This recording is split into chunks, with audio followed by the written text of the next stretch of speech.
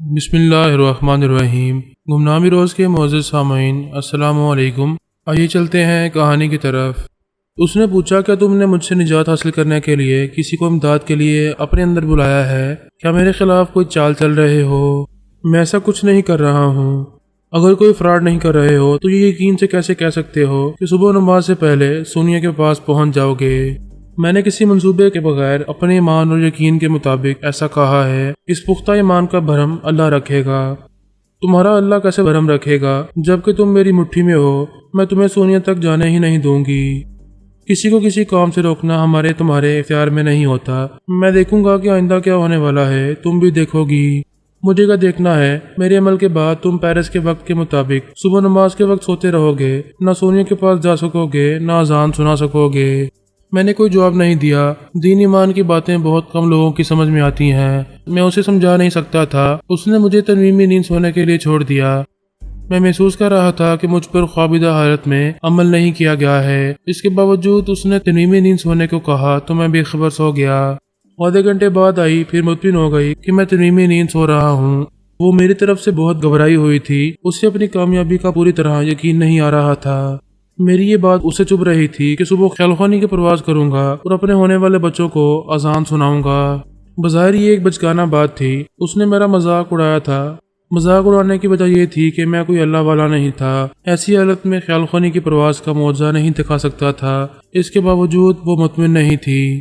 وہ سوچ رہی تھی فرحات کی اکثر باتیں اور حرکتیں وقت گزرنے کے بعد سمجھ میں آتی ہیں۔ ایسا نہ ہو کہ پانی میرے سر سے گزر جائے اور تب معلوم ہو کہ یہ مکار دشمن تنویمی عمل کا پنجرا توڑ کر اڑن چھو ہو گیا ہے۔ وہ پھر اپنا شبہ دور کرنے کے لیے میرے دماغ میں آئی۔ میں بدستور گھوڑے بیچ کر سو رہا تھا۔ وہ مطمئن ہو کر چلی گئی۔ ہماری زندگی میں کبھی کوئی معجزہ ہوتا ہے تو ہم اسے سمجھ نہیں پاتے۔ سمجھ نہیں پاتے۔ ایسا اچانک ہی ہوا۔ آدھی رات کے بعد مجھے مردانہ آواز میں ہنسی سنائی دی۔ کسی نے مخاطب کیا، ہیلو فرحاد، کس حال میں ہے؟ کیا شیر لوہے کے جال میں ہے؟ آواز جانی پہچانی تھی لیکن اس وقت میں سمجھ نہیں پا رہا تھا۔ وہ بول رہا تھا، بھائی بالچت برگی مرینا نے تو ٹیلی پیتھی کی دنیا کا سب سے حیرت انگیز کارنامہ انجام دیا ہے۔ شیر کو چوہا بنا دیا ہے۔ وہ میرے حال پر ہنس رہا تھا اور ہنستے ہنستے کہہ رہا تھا، تم میں سے خطرناک ہو کہ تمہارا نام سنتے ہی ہم کان پکڑتے تھے، توبہ کرتے تھے۔ آج ایسے بے بسی سے پڑے ہوئے ہو جیسے تمہارے اندر سے سارا خون نچوڑ لیا گیا ہو۔ وہ ذرا چپ رہ کر میرے خیالات پڑھنے لگا، پھر بولا، اچھا تو تم نیند میں میری آواز نہیں پہچان رہے ہو؟ بھائی میں لمبوڈا ہوں، جان لمبوڈا۔ وہ ایک گہری سانس لے کر بولا، او گاڈ، اگر موت کا فرشتہ مجھ سے آخری سانسوں میں پوچھتا، بولو آخری خواہش کیا ہے، تو میں اس سے تمہارا سر مانگتا۔ وہ کہہ رہا تھا، اسے کہتے ہیں خوش قسمتی۔ نہ یہ میرا آخری وقت ہے، نہ آخری خواہش ہے، مگر مجھے تمہارا سر مل گیا ہے۔ کتنے آرام سے اس سر میں گھس کر بدماشی کر رہا ہوں۔ وہ کہہ کر لگاتے ہوئے بولا، بولو اس دھرتی کے سورما، کیا مجھے یہاں سے نکال سکتے ہو؟ وہ فاتحانہ انداز میں بکواس کر رہا تھا۔ ایک گئی تھی، یہ دوسرا آیا تھا۔ سوال پیدا ہوا، یہ کیسے آ گیا جبکہ وہ میرے دماغ کو لاک کر چکی تھی؟ یہ کوئی عجیب اور ناممکن سی بات نہیں تھی۔ ہم بھی دوسروں کے دماغوں میں ایسا کر چکے ہیں، کسی کے بھی دماغ میں چھپ کر کسی کے تنویمی عمل کو ناکام بناتے رہے ہیں۔ لموڈا بھی یقیناً ایسے وقت میرے اندر آیا ہوگا جب مرینا مجھ پر تنویمی عمل کرنے میں مصروف رہی ہوگی۔ لمبوڈا نے ہنستے ہوئے کہا، جو جتنا عقل مند ہوتا ہے وہ اتنی ہی بڑی غلطی کرتا ہے اور سمجھتا ہے اس سے کبھی کوئی غلطی نہیں ہوتی۔ تمہاری غلطی یہ ہے کہ تم نے سمورا سے دوستی کی، اسے مرینا کے لیے ایک ذریعہ بنا دیا۔ میں نے پوچھا، تم اپنی بات کرو، وہ میرے دماغ کو لاک کر کے گئی ہے، پھر تم کیسے آ گئے؟ میں اپنے اندر کی باتیں کسی کو نہیں بتاتا۔ ابھی اپنے بارے میں سوچو، غرور سے سر اٹھانے والی پہاڑ کی چوٹیاں بھی زلزلے سے زمین بوس ہو جاتی ہیں۔ تم آخر کب تک ہمارے قدموں میں نہ آتے؟ میں نے کانوں کو ہاتھ لگاتے ہوئے کہا، اگر میں نے کبھی نادانستگی میں غرور کیا ہو تو خدا معاف کرنے والا ہے۔ ویسے تم سب مجھے اس لیے مغرور کہتے ہو کہ مجھ پر غالب آنے میں ناکام رہتے ہو۔ جب لومڑی انگوروں کو الزام دے سکتی ہے تو پھر تم کیوں نہیں دو گے؟ کیا مجھے باتوں میں الجھا کر میرے تنویمی عمل سے محفوظ رہنا چاہتے ہو؟ میں نہیں الجھا رہا ہوں، تم مجھے جیت لینے کی خوشی میں خود ہی بولے چلے جا رہے ہو۔ تھوڑی دیر پہلے مرینا بھی باولی ہو گئی تھی، وہ تو بندروں کی طرح ناچنے لگی تھی۔ ایسا نہ ہو تم کتے کی طرح بھونکتے ہی رہ جاؤ۔ تعجب ہے، شکنجے میں آ کر بھی بے باکی سے بول رہے ہو۔ چلو اب میں عمل شروع کر رہا ہوں، تمام توجہ مجھ پر مرکوز کرو اور مرینا کو بھول جاؤ۔ مرینا کی آواز سنائی دی، کہ مجھے تب بھولے گا جب تم عمل کر سکو گے۔ लिम्बोडा ने एकदम से चौंक कर कहा, ओ गार्ड, तुम इसे तन्वीमी नींद सुलाने के बाद भी चली आई? मैं कई बार आ चुकी हूँ, मुझे शुबा था कहीं से कोई गड़बड़ हो रही है। मुझे फरहाद की टेलीपैथी जानने वालों की तरफ से खतरा था। ये सोच भी नहीं सकती थी कि तुम मुझे नुकसान पहुंचाने आओगे। लिम्बोडा खामोश था। ये शक पहुंच रहा था कि वो रुकावट बनने आ गई है। वो भी खामोश हो गई थी। दोनों अपनी अपनी जगह सोच रहे थे, ये क्या हो गया। मैं उनके लिए बिल्कुल तरने वाला था, वो मुझे चुबाए बगैर निकल जाने वाले थे। अब सवाल पैदा हो रहा था, कौन निकलेगा, कौन नाकाम होकर जाएगा। मैंने कहा, कुदरती मामलात को समझो, तुम्हारे आपस के झगड़े में मुझ पर तनीमी अमल नहीं होगा। मैं मुकर्रर वक्त पर ख्यालखानी की परवाज कर सकूंगा, अपने बच्चों को अजान सुना सकूंगा।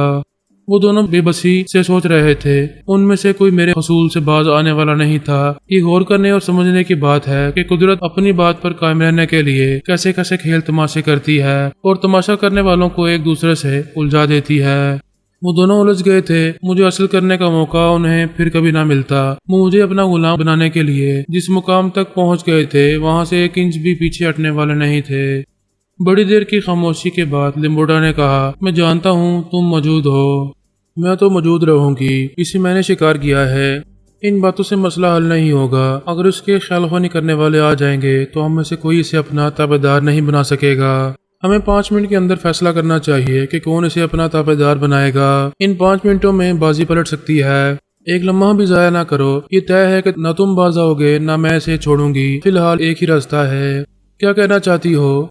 वो बोली, हम दोनों इस पर तनीमी अमल करें और जल्द से जल्द इसके दिमाग को लाक कर दें। इसका कोई टेलीपैथी जानने वाला किसी वक्त भी आ सकता है। ठीक है, पहले मैं अमल शुरू करता हूँ। नहीं, पहले मैं शुरू करूंगी। पहले मैं और पहले मैं की तकरार होती रही तो ये शेर हाथ से निकल जाएगा। वो चौंक कर बोली, ओ गार्ड, ये कह रहा था पेरिस के वक्त के मुताबिक सोनिया के पास जाएगा और अपने होने वाले बच्चों को अजान सुनाएगा। लिम्बोडा ने कहा, जब ये तुमसे कह रहा था तब मैं यहाँ मौजूद था। तुमने बेयकीनी से कहका लगाया था, जबकि ये कुछ भी कर सकता है। मरीना, हम वक्त जाया कर रहे हैं। देखो, हम इस तरह अमल करेंगे कि बारी बारी अपनी आवाजें सुनाते रहेंगे। उसके अंदर एक बार मैं बोलूंगी, दूसरी बार तुम बोलोगे। ये हम दोनों की आवाजों से सहरजदा होकर हमारा मामूल और ताबेदार बन जाएगा। उसने कहा, ऐसा तनवीमी अमल आज तक किसी ने नहीं किया। ना किया हो, हम करेंगे। जरा अकल से सोचो, ऐसा मुमकिन नहीं है कि एक शख्स बेवक्त वक्त 2 अमलों का मामूल बन जाए। एक वक्त में एक ही का शहर तारी होता है। मुमकिन है हमारा ये तजुर्बा कामयाब रहे और नाकामी हुई तो फिर एक बार सारी दुनिया तस्लीम कर लेगी कि फरहाद कभी हिकमत अमली से और मुकद्दर से बच निकलता है। उसके टेलीपैथी जानने वाले इसे बचाने आ जाएंगे। फॉर गॉड सेक, मेरी बात मान लो। मुझे इस पर तनीमी अमल करने दो। तुम ख्वामख्वाह जिद कर रही हो। क्या मुझे नादान बच्चा समझती हो? नहीं, तुम मुझे नादान बच्ची समझ रहे हो। वो बेजार होकर बोला, बात अच्छी तरह समझ में आ गई है। हमारे झगड़े से फरहाद को फायदा पहुंचने वाला है। हमें से कोई इसे ताबेदार नहीं बना सकेगा। मैं कसम खा चुकी हूँ, इसे अपना महकूम ना बना सकी तो मार डालूंगी। उसने एक मातहत के अंदर पहुंचकर कहा, दरवाजा खोलकर अंदर जाओ। जहां इस कैदी को बांध कर लिटाया गया है उस बिस्तर के नीचे रिमोट कंट्रोलर बम रख कर बाहर आ जाओ। मैं जैसे ही तुम्हें हुक्म दूं, कंट्रोलर का बटन दबा दो। उसके मातहत ने हुक्म की तामील की। दरवाजा खोलकर अंदर आया। स्टोर रूम से जाकर एक रिमोट कंट्रोलर और बम ले आया। कंट्रोलर और बम की एडजस्टमेंट को चेक करने के बाद उसने बम को बिस्तर के नीचे रख दिया। फिर बाहर आकर दरवाजे को बंद करके ऐसी खिड़की के पास बैठ गया जहां से बम और कंट्रोलर का रिश्ता कायम रह सकता था। मरीना ने कहा, फरहाद, तुम्हारा कोई टेलीपैथी जानने वाला इमदाद करने आए तो उसे बता देना तुम बारूद पर लेटे हुए हो। अगर वो फौरन तुम्हें छोड़कर ना गए तो तुम्हारे चीथड़े उड़ा दिए जाएंगे। फिर वो बोली, और लिम्बोडा, तुम भी सुन लो। अगर कोई चाल चलना और चालाकी दिखाकर इसे मुझसे छीनना चाहोगे तो ये तुम्हें जिंदा नहीं मिलेगा। वो बोला, मर जाए तो खस कम जहां पाक, जिंदा रहेगा तो मेरा ही ताबेदार बनकर रहेगा। वो गुस्से से चीख कर बोली, यानी तुम इसका पीछा नहीं छोड़ोगे? तुमने इसके नीचे बम रखकर ये समझ लिया कि मैं इसकी मौत को यकीन करके चला जाऊंगा और तुम अपना उल्लू सीधा कर लोगी। तुम अपनी चालाकी दिखाओ, मैं अपनी दिखाऊंगा। वो परेशान होकर बोली, फॉर गॉड से कोई समझौता करो। ये हाथ से निकल जाएगा तो हम दोनों पछताते रह जाएंगे। मरीना, तुम अकेली ही कुछ कम मुसीबत नहीं हो। फरहाद को ताबेदार बनाकर तो बलाए जान बन जाओगी और मैं तुम्हें बनने नहीं दूंगा। तुम अपनी बकवास में वक्त जाया कर रहे हो। पेरिस के वक्त के मुताबिक सुबह होने में सिर्फ 5 घंटे रह गए हैं। इस सुबह की नमाज के वक्त सोने के पास जा सकता है, नामुमकिन को मुमकिन बना सकता है। وہ پریشان ہو کر سوچ رہی تھی۔ وہ بولا عقل سے کام لو، اس سے پہلے کہ فرحات کو توانائی اور خیال خوانی کی قوت ملے اس کے دماغ کو لاک کرنے دو۔ یہی تو کہہ رہی ہوں، مجھے لاک کرنے دو، تم جاؤ۔ یہ ثابت ہو گیا کہ تم خود غرض ہو۔ ہاں میں خود غرض ہوں، پہلے اپنی قوت اور اپنا تحفظ دیکھتی ہوں، نقصان اٹھانے اور تم لوگوں سے کمتر بن کر رہنے کے لیے پیدا نہیں ہوئی ہوں۔ تو پھر ٹھیک ہے، میں یہاں جم کر رہوں گا، اس کی موت کے بعد ہی دماغ سے نکلوں گا۔ وہ دونوں میرے دماغ میں جھگڑا کر رہے تھے اور در پردہ یہ کوشش کر رہے تھے کہ کسی طرح ایک دوسرے کی پناہ گاہ معلوم کر لیں۔ ان میں سے کوئی کسی کو زخمی کرنے یا مار ڈالنے میں کامیاب ہو جاتا تو پھر مجھے اپنا محکوم بنا لیتا۔ مرینا کے پاس ایک خیال خوانی کرنے والا ماتحت تھا۔ اس نے اسے مخاطب کرتے ہوئے کہا، لیمبوڈا میرے لیے پرابلم بن رہا ہے۔ میں اسے فرحات کے دماغ سے نکالنے کے لیے فی الحال جانا چاہتی ہوں، لیکن میرے جاتے ہی وہ اسے اپنا تابعدار بنا لے گا، اس کے دماغ کو لاک کر دے گا، پھر میں یہاں نہیں آ سکوں گی۔ وہ بولا میں سمجھ گیا، مجھے آپ کی عدم موجودگی میں لیمبوڈا کو تنظیمی عمل کرنے سے روکنا ہے۔ ہاں میں یہی چاہتی ہوں، تم لیمبوڈا کو میری آواز نہ سناؤ، اپنی موجودگی ظاہر نہ کرو۔ جب وہ فرحات پر عمل کرنا چاہے تو خاموشی سے رکاوٹیں پیدا کرو۔ ٹھیک ہے، میں یہی کروں گا۔ ادھر لیمبوڈا بھی یہی چاہتا تھا کہ میرے دماغ سے نکل کر دوسرے ذرائع سے مرینا کو ٹریپ کرے۔ اس نے اپنی ایک قابل اعتماد سونیا ثانی کو مخاطب کیا اور کہا، ایک بہت بڑی خوشخبری ہے، اگر ابھی ایک رکاوٹ دور ہو جائے تو ہم فرحاد علی تیمور کو اپنا غلام بنا سکتے ہیں۔ ثانی نے حیرانی سے پوچھا، کیا واقعی؟ مجھے یقین نہیں آ رہا ہے۔ وہ بولا، واقعی یہ یقین نہ کرنے والی بات ہے، مگر یہ سچ ہے۔ مرینا بڑی چلاکی سے فرحات کو زخمی کر کے اس کے اندر گھس آئی ہے۔ ہم دونوں کے درمیان بڑی دیر سے یہ جنگ جاری ہے کہ فرحات کو کون اپنا محکوم بنائے گا۔ میں کسی طرح اس کمینی کو وہاں سے بھگانا چاہتا ہوں۔ لیمبوڈا یہ نہیں جانتا تھا کہ جس خیال خوانی کرنے والی پر بھروسہ کر رہا ہے اور اسے میرے خلاف علاقار بنا رہا ہے، وہ میری ہونے والی بہو ہے۔ یہ سن کر ہی ثانی کا دل تیزی سے دھڑکنے لگا تھا کہ مجھے ٹریپ کیا گیا ہے۔ ایسے میں وہ لیمبوڈا کو اپنے دماغ میں رہ کر بولنے دیتی تو وہ میرے لیے میری بہو کی محبتوں اور جذبوں کو پڑھ لیتا۔ وہ فوراً ہی بولی، انکل میں باتھ روم میں جا رہی ہوں، آپ جائیں، میں ابھی آتی ہوں۔ یہ کہتے ہی اس نے سانس روک لی۔ ادھر وہ دماغ سے نکلا، ادھر وہ علی تیمور کے پاس پہنچ کر بولی، تم کہاں ہو؟ فوراً میرے پاس آؤ۔ مرینا اور لیمبوڈا نے پاپا کو زخمی کر کے ان کے دماغ پر قبضہ جما لیا ہے، ابھی اپنے خیال خوانی کرنے والوں کے ساتھ وہاں پہنچو۔ پھر اس نے لیمبوڈا کے پاس آ کر کہا، سوری انکل، اب آپ بولیں، فرحات کو محکوم بنانے کے لیے آپ کی حکمت عملی کیا ہوگی؟ فرحات قسمت کا دنی ہے، مرینا کو وہاں سے بگایا نہ گیا تو وہ ہمارے ہاتھ سے نکل جائے گا، پھر ایسا موقع کبھی نصیب نہیں ہوگا۔ میں چاہتا ہوں تم فرحات کے دماغ میں موجود رہو تاکہ میں دوسرے ذرائع سے مرینا کو وہاں سے نکلنے پر مجبور کر دوں۔ میں سمجھ گئی، آپ چاہتے ہیں مرینا آپ کی غیر موجودگی میں فرحات پر تنظیمی عمل نہ کرے۔ آپ اطمینان سے جائیں، میں اس سے نمٹ لوں گی۔ پھر اس نے انجان بن کر جھوٹ کہا، میں فرحات کی آواز اور لہجے سے واقف نہیں ہوں، آپ مجھے وہاں پہنچا دیں۔ لیمبوڈا نے اسے میرے اندر پہنچا دیا۔ میرے دماغ میں گہری خاموشی تھی، یوں لگتا تھا جیسے کوئی موجود نہ ہو، سبھی چلے گئے ہوں۔ ثانی نے ایک فرضی نام بتاتے ہوئے کہا، ہیلو فرحات، میں سلوانا بول رہی ہوں۔ تم لوگوں نے پہلے کبھی یہ نام نہیں سنا ہوگا، آج بھی نہ سنتے، مگر یہ دیکھنے آئی ہوں کہ تمہارے جیسے پہاڑ کے دماغ میں یہ کون چڑیل گھس آئی ہے۔ مرینا کے لیے بھی سلوانا کا نام نیا تھا، اپنے لیے چڑیل کا لفظ سن کر غصہ آ رہا تھا، لیکن وہ خاموشی سے برداشت کر رہی تھی۔ ثانی نے اس سے کہا، آخر کب تک یہاں ناگن بن کر بیٹھی رہو گی؟ فرحات کے ٹیلی پیتھی جاننے والے آ جائیں گے، اس کے بعد پھر کبھی اسے محکوم نہیں بنا سکو گی۔ آخر کیا حاصل کرو گی؟ مجھے کچھ حاصل نہیں ہوگا تو دوسرے بھی خالی رہ جائیں گے۔ میں نے فرحات کے بیڈ کے نیچے بم رکھوا دیا ہے، میرے ناکام ہوتے ہی فرحات کے چیچڑے اڑ جائیں گے۔ ثانی ایک دم سے گھبرا گئی، لیمبوڈا کے پاس آ کر بولی، کیا آپ جانتے ہیں اس نے فرحات کے بستر کے نیچے بم رکھا ہے؟ وہ بولا، مائی بیبی، یہ مرینا بدحواس ہو گئی ہے، اس نے اپنے ماتحت سے بم رکھوایا تھا، لیکن حکم کی تعمیل کرتے وقت میں اس ماتحت کے دماغ میں تھا، میں نے اسے غائب دماغ بنا کر بم کو وہاں سے ہٹا دیا تھا۔ یہ بات مرینا اس لیے نہیں جانتی کہ وہ فرحات کے دماغ سے نکل کر ماتحت کے پاس جانے کی غلطی نہیں کرنا چاہتی تھی۔ ثانی نے اطمینان کی سانس لے کر کہا، شکر ہے مرینا کی چال ناکام ہو گئی۔ لیمبوڈا نے کہا، مگر ہم بھی کامیاب نہیں ہوں گے، فرحات کی ٹیلی پیتھی جاننے والے کسی وقت بھی یہاں پہنچ سکتے ہیں۔ ایسے وقت علی اور دوسرے ٹیلی پیتھی جاننے والے میرے اندر پہنچ گئے، ان کی تعداد زیادہ تھی۔ انہوں نے متحد ہو کر میرے دماغ پر قبضہ جمایا تو مرینا اور لیمبوڈا حیران ہو کر رہ گئے۔ جس دماغ پر قبضہ جمایا تھا وہاں سے بڑے بے آبرو ہو کر نکل گئے۔ مجھے جیت لینے کا جشن منانے والوں کو آخر میدان چھوڑ کر جانا پڑا۔ थोड़ी देर पहले मेरी निजात का कोई रास्ता नहीं था, कोई उम्मीद नहीं थी। फिर जैसे पलक झपकते ही फजर की नमाज का वक्त हो गया और मैं ख्याल खाने की परवाज करता हुआ सोनिया के दिमाग में पहुंच गया।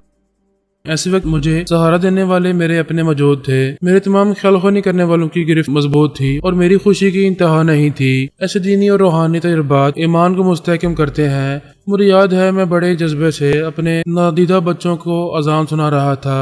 ये मेरी जिंदगी का यादगार वाकया था, इसे कभी भूल नहीं पाऊंगा। उस वक्त शादरा के मकान में बिल्कुल तनहा, बेयारो मददगार, एक किसी चेयर पर नीम दराज था। मेरी नर्स, मेरी मसीहा जाने कहाँ गुम हो गई थी। ऐसे वक्त सोच रहा था मैं सोनिया की कोख के सन्नाटे में बच्चों को अजान सुनाता रहा था कि आज इस बुढ़ापे में जिंदगी की आखिरी स्टेज पर कोई मुझे आवाज देने वाला भी नहीं है। तब मैं एकदम से चौंक गया, जज्बों से भर गया। मेरे अंदर से अजान की आवाज उभर रही थी। वो दो बच्चे जो अपनी माँ की कोख में मेरी अजान सुनते रहे थे, आज वो दोनों हम आवाज होकर मेरे अंदर तकबीर पढ़ रहे थे। मैं ईमान के शहर में डूब रहा था, अपने आप को भूल रहा था। आली अजान सुनाने के बाद रोने लगी। मैंने पूछा, मेरी जान क्यों रो रही हो?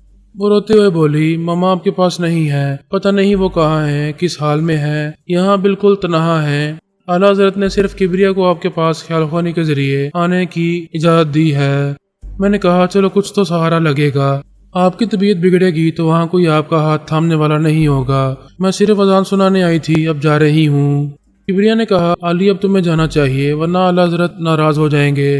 वो एक सर दाबर कर बोली, पापा मैं जा रही हूँ। वो मेरे दिमाग को चूम कर चली गई।